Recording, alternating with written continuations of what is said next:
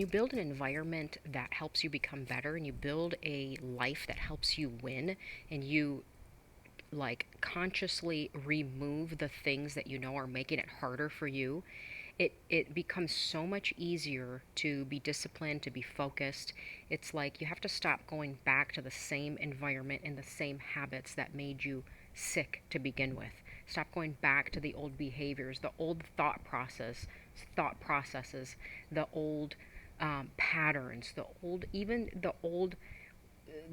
you. It doesn't mean you're not you. It means that you're refining that person. You're removing all of the things that have been attached to you, that the world has put on you, that relationships, that hurt, that bitterness, that pain, resentment, habits that you've picked up to cope as a coping mechanism, whether it be shopping or drinking or binge watching or eating or anything that has now become you that you know is not serving you. You can't keep going back to those things and then expect to be this whole new renewed person. It's the Bible says you can't put new wine in old wineskin. It's because the old wineskin back then would burst. It can't hold that new person. You have to renew yourself and renew your mind. If you find yourself getting defensive or getting coming up with an excuse right away or a justification right away. Those are all victim mentalities. That's basically saying that these things happen to me and this is why I'm the way I am. This is why I can't change. And although there are things that happen to us that could make things difficult, I totally get that. Not everything, not every single thing. You have to shift your focus and say, yes, these things did happen, but what can I do to be better? How can I create an environment for me and my children and my family to be our highest self? What things can I remove first? Remove the distraction. Remove. A lot of people ask me, where's your TV? We haven't had a TV in like 5+ years. They're like, how do you hide your TV? Yeah, I just got rid of it. It was such a distraction. Not only was it an eyesore, it was a distraction. And I was not about to let that temptation or have that on in the background going through my house, ruining my atmosphere. And I know some people are like, I could never give up my TV. Well, I could. I want life more than I want stuff. I want life more than I want things to look like, well, I have to have that. I have to have this to live. Once you start stripping those things away, you realize I don't need all this stuff that I thought I had to have.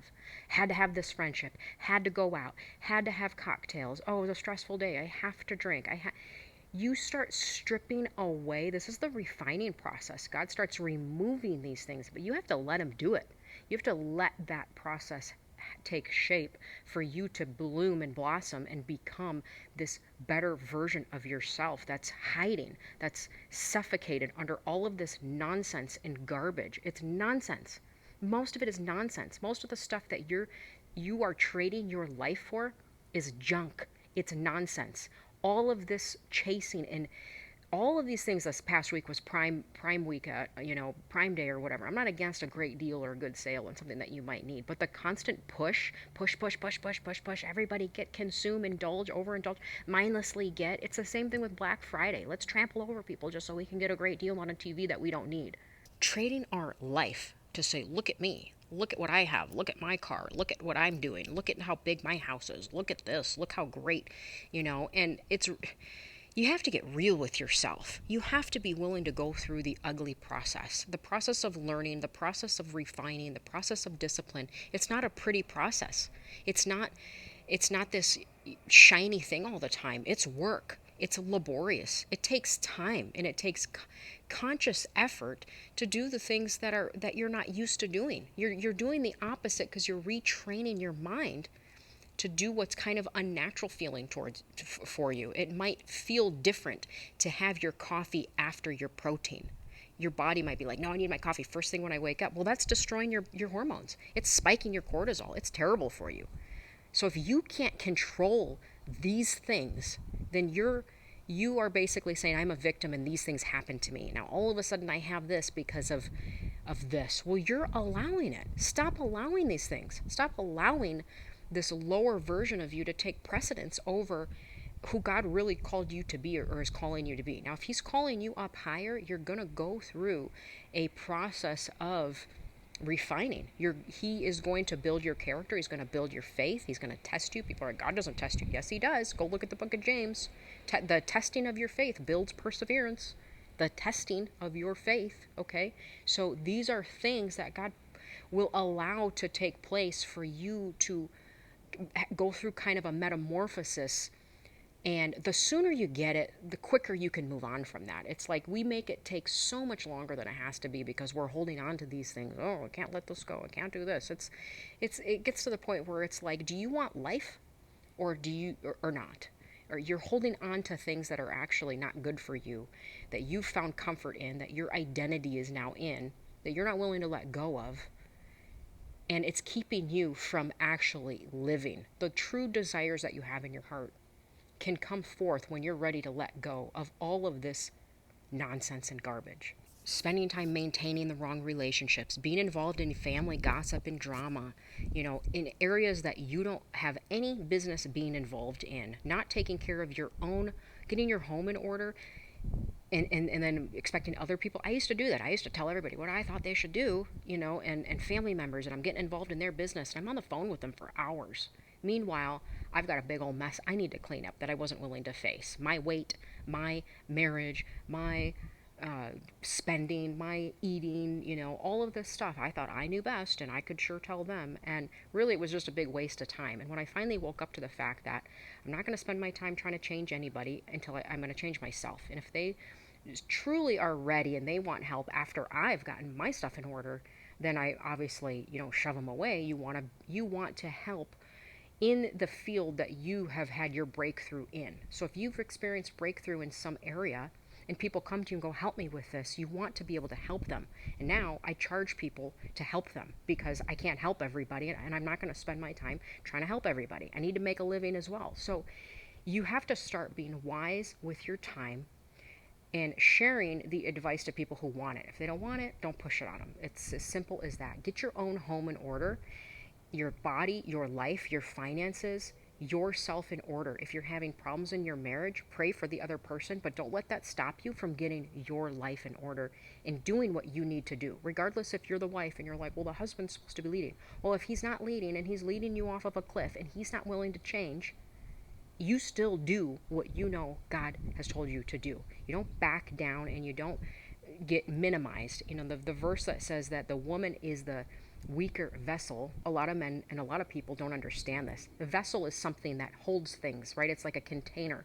So if a vessel is made out of iron and it was dropped from a 2-foot, even a 20-foot story, it would handle the drop because the vessel is tougher. If the vessel is made from crystal or diamonds or china, it would not. It would shatter.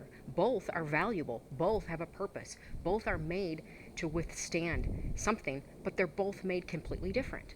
And so you can't expect the woman to be handling what the man is supposed to be handling. She has to do what that's a double job because she's not wired that way, and it makes her a little bit tougher. But nevertheless, God can use in whatever situation to help bring your family to freedom. Don't wait for the other person to get on board. If you want to lose weight and they don't want to, don't wait for them to get on board. Do what you need to do first. You want to get out of debt and they don't have a desire to get out of debt, do what you need to do first. If you're like, hey, we need to declutter, we need to stop hanging out with these people, we need to stop drinking, we need to stop going to the bar, we need to stop doing these things, you do what you need to do first. Regardless if the other person is not on board yet, maybe they're not ready, don't wait for them and don't use that as an excuse. There was a time where my husband would keep bringing food. If you guys have listened to my videos, you know he loves food. He used to bring unhealthy food.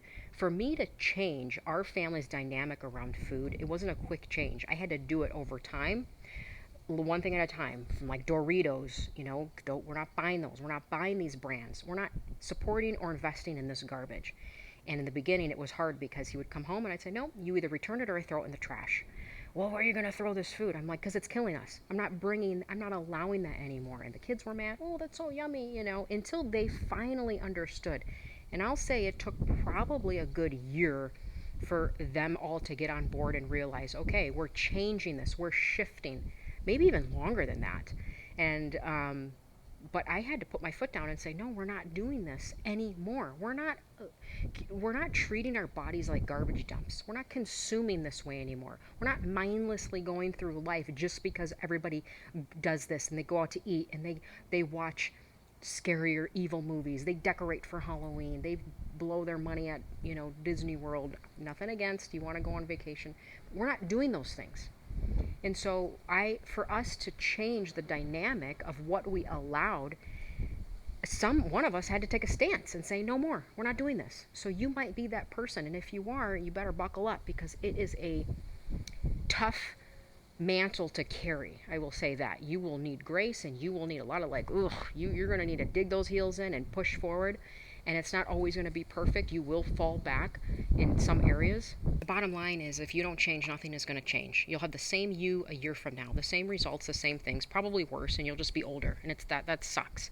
So you have to start developing and really taking more of an aggressive stance, not this passive defense stance. You need to go all in. You need to be aggressive. You need to say, I'm changing our family's dynamic, the culture in our home, the lineage. I'm changing this.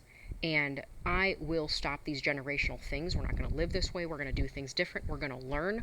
We're going to keep learning. We're going to keep pivoting. We're going to keep refining. We're going to keep getting better. We're going to keep adjusting as we go. You only fail when you just stop and give up. The whole process is a bumpy process, but you just keep learning and going. And eventually, you will become that person who you envisioned. You will say, wow, my default person no longer wants these lower things. I don't care about going to Home Goods or Target and browsing the aisles. I'm not interested in eating this garbage. I now have self-control and discipline. I now am this person who I envisioned and desired to be, because you did the work. If you don't do the work, you're just going to default the easiest route, the most comfortable, the person, you will default at that easy route. It takes work to become who you can become. And the sooner you stop pulling away from the hard conversations with yourself or with your spouse or with your family, the sooner you stop reverting and retreating and you actually push forward, the quicker it is for you to obtain the blessings and the things. God honors proper stewardship. He honors when your house is in order. He honors that. He says if he can trust you with little, he can trust you with much. So be trustworthy. Be a person of integrity. Do what you said you were going to do. Push forward. Don't fall back. Don't retreat. Don't get scared. Be bold, courageous, and full of faith, and keep moving forward.